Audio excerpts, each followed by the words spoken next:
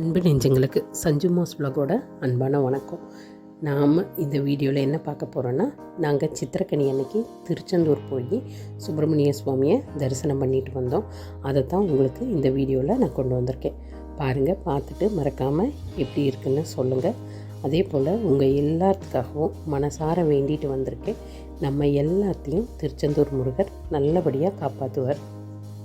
அங்கே பார்த்திங்கன்னா திருச்செந்தூருக்கு ஞாயிற்றுக்கிழமை, அதாவது சித்திரை 1ஆம் அன்னைக்கு காலையில் வீட்டில் கனி பார்த்த உடனே கிளம்பிட்டோம். ஒரு 6:30க்கெல்லாம் கிளம்பி திருச்செந்தூர் பார்த்திங்கன்னா 1 மணிக்கு ரீச் ஆகிட்டோம். போய் லஞ்ச் முடிச்சுட்டு அங்கே ஸ்டே பண்ணுறதுக்கு ரூம் புக் பண்ணி வச்சுருந்தோம். அதனால் அதில் ரெஸ்ட் எடுத்துகிட்டு அதுக்கப்புறமா ஈவினிங் ஃப்ரெஷ் ஆகிட்டு கோயிலுக்கு போகலான்னு போனோம்.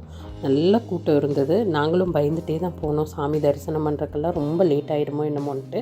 ஆனால் பரவாயில்ல, ஒரு 1 ஹவர்க்குள்ளேயே சுவாமி தரிசனம் நல்லபடியாக பார்த்துட்டு திருப்திகரமாக எல்லோரும் நல்லா இருக்கணும்னு சாமி கும்பிட்டு நம்ம எல்லாத்துக்காகவும் வேண்டிட்டு வந்திருக்கோங்க. நம்ம எல்லாத்தையும் திருச்செந்தூர் முருகன் நல்லபடியாக காப்பாற்றுவார். நல்லா சாமி கும்பிட்டு வெளியே வந்ததுக்கப்புறம் ஃபோனெல்லாம் கோயிலுக்குள்ளே அலௌட் இல்லைங்கிறதுனால வெளியே லாக்கரில் வச்சுட்டு போயிருந்தோம். சாமி தரிசனமெல்லாம் முடிஞ்சு வந்ததுக்கப்புறம் தான் ஃபோனை எடுத்து நான் வீடியோவே எடுக்க ஆரம்பித்தேன்.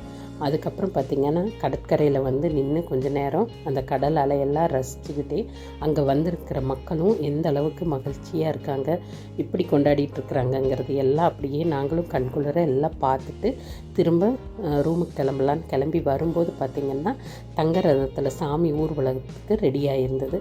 அதையும் வந்து பார்த்து நல்லா சாமி தங்க ரதத்தில் வைக்கிறதுக்கு முன்னாடியே பூஜை மாதிரி எல்லாம் அங்கே பண்ணிகிட்டு இருந்தாங்க. தீபாராதனையெல்லாம் காட்டிகிட்டு இருந்தாங்க.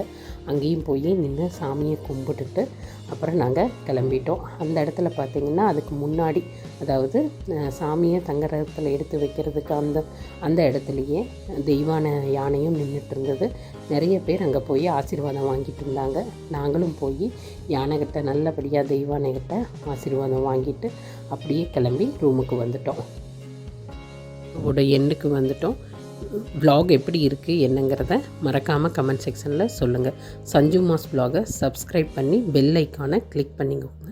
லைக் பண்ணி ஷேர் பண்ண மறந்துடாதீங்க.